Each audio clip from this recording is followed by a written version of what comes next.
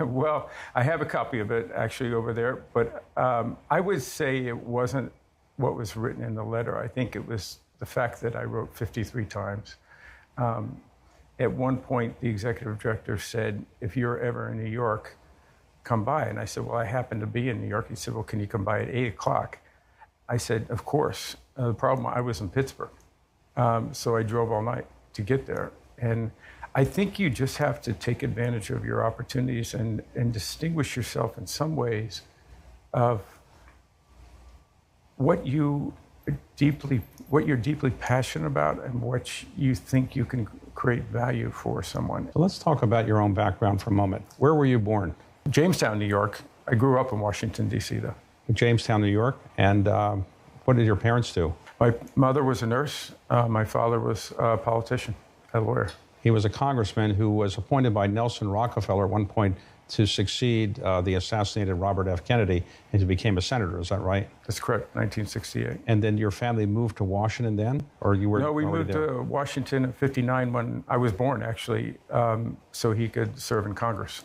So people may not remember this, but your father was very famous because he had been appointed as a moderate Republican by Nelson Rockefeller, also a Republican, and then he opposed the war in Vietnam under Richard Nixon, and then the Johnson, I guess, as well.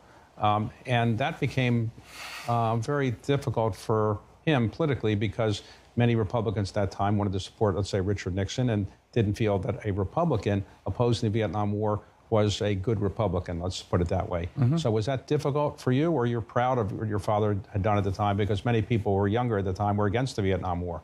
Well, I couldn't be prouder of my father and the courage he took for him to do something that he knew was the right thing to do. It wasn't popular. And he knew at the time that he would likely lose his seat and lose the election, but he did it anyhow. And I think when we were young, he actually gathered us around. I'm one of 5 boys with my mother and father, and said, I'm going to do this, but I will likely lose the election. But that was a lesson that stays with me to this day, that you have to do the right things, regardless of the consequences. So let's go back to your growing up. So you grew up in Washington, but then you moved back to New York?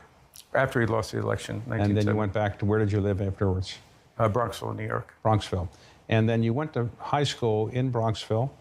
Yes. And you were a 3-sport star, as I understand it. You were in football, basketball, and baseball, and the captain of all 3 of those teams in your high school. So you went to Washington Jefferson College in Pennsylvania? Yes. And when you graduated, then you wrote your famous letter to the NFL. But what were you doing when you were waiting to hear back from the NFL? Were you doing, working at a McDonald's or something like that? I wasn't. I took some time after the summer after I graduated, and I focused on what I wanted to do. I eventually, because I did not hear back from the NFL in a positive way until I think February of the year after I graduated, I worked in the steel industry briefly. I worked for Jones & Laughlin Steel, which was a good experience for me in a management training program. Okay, so eventually you get the job at the NFL. You worked for, then the commissioner was Pete Rozelle. Yes. Who was the longest serving commissioner. Yes. You're the second longest serving, I guess, is that right? I think that may be true. Right. I hadn't thought about that, but So Pete Rozelle, who was the person who helped orchestrate, he became commissioner, was only 33 years old. Right. And when the AFL and the NFL came together. So what were you actually doing in the early years? Well, I was an intern in the public relations department, so I did a little bit of everything. I guess maybe my 2 big breaks were the Jets at one point needed an intern late in the preseason.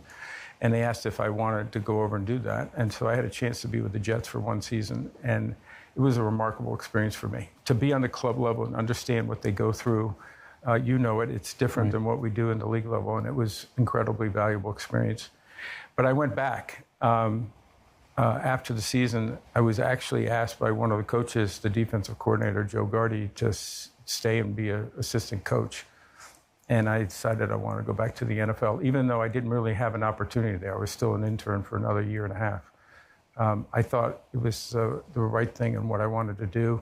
Pete Rozelle was a hero of mine, and I wanted to work for him, and I thought the NFL played a really important role in society and had a great future. So you ever thought if you'd stayed with the Jets, you could one day have become a football coach at the NFL? I could have. I probably wouldn't be with the Jets anymore after the, as you know, their tenure doesn't last very long. So I think I made the right choice, David. So in 2006, you became the commissioner. Yes. And so now people are probably wondering, what does the commissioner actually do? It's a great title, the commissioner, but it's an awkward position in the sense that you're employed by the owners, but you have to sometimes penalize your employers. In other words, if they do something wrong, you have to fine.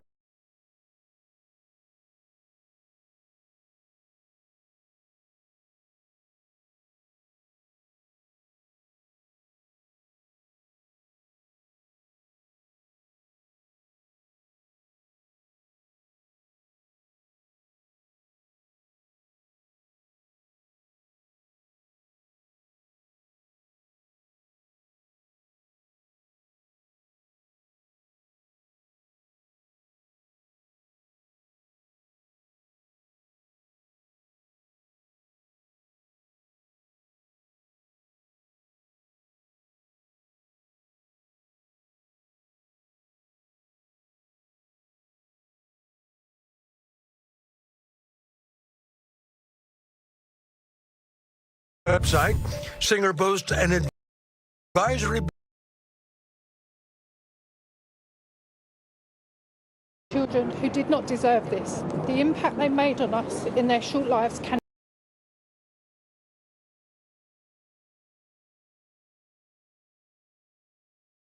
Try to take him to task, and he just kept obfuscating and lying. So is that something that needs to be looked at? Because that's still ongoing work. I agree, and I testified in the Texas State Senate. It seems that have heightened public concern over security measures and immigration policies in Germany. Police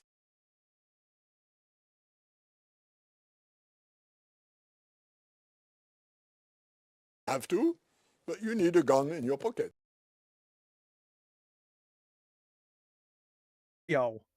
From Tuesday's interfaith prayer.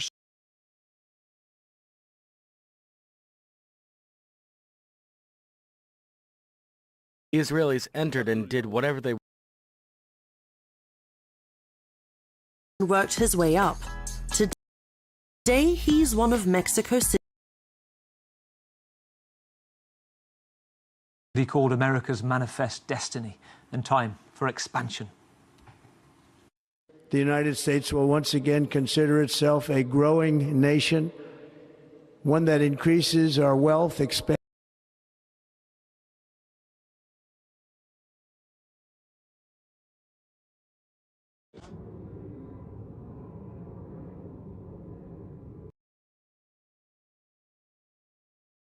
News.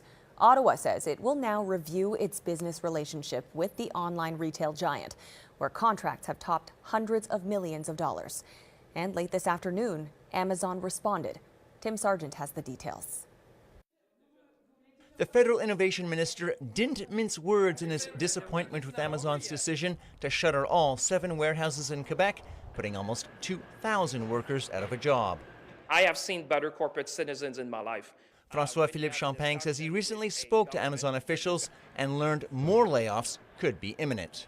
They did not even mention to me that they would lay off more people after we had our conversation. Champagne wrote a letter to the Amazon CEO and published it on X. The cabinet minister strongly condemns the company's decision to close the warehouses, writing, "The decision you announced raises questions about your commitment to Canada and your Canadian partners." He threatens to end procurement contracts, saying such action calls for a review of the business relationship that exists between Amazon and the Government of Canada. This is not going to go unanswered in Canada.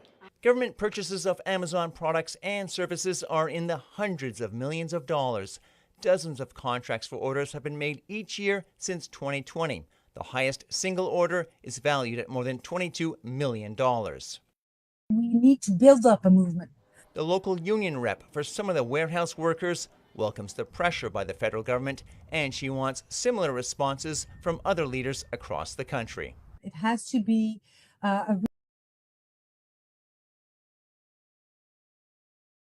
issued lengthy statements, Phil, where they Great sets, 7-6, 6-2, 6-2. Zverev will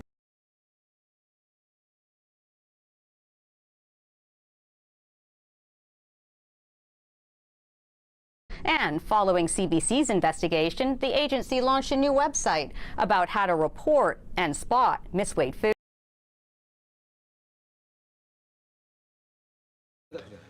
That brings out even more flavor. The fish becomes perfect when the customer bites into it. He does everything to preserve the fish in the best condition. The Thai, I'm told he's around, he's close by. If they're holding the vote open just for that moment, that might very be well what's happening. We could hear sirens coming down if he's not in this building already, though I'm told he is. And J.D. Vance will break the tie, and Trump, as predicted this morning, calling out McConnell, Murkowski, and Collins. I mean, these... CNN. For World Sports, I'm Amanda Davis, and this is CNN. This is GPS, the global public square. Welcome to all of you in the United States and around the world. I'm Fareed Zakaria, coming to you live from New York. We come to you today as Israel awaits the release of the first 3 hostages from Gaza. We will tell you what you need of Israel. He willing to the way that the likely reversed. And I think we're 66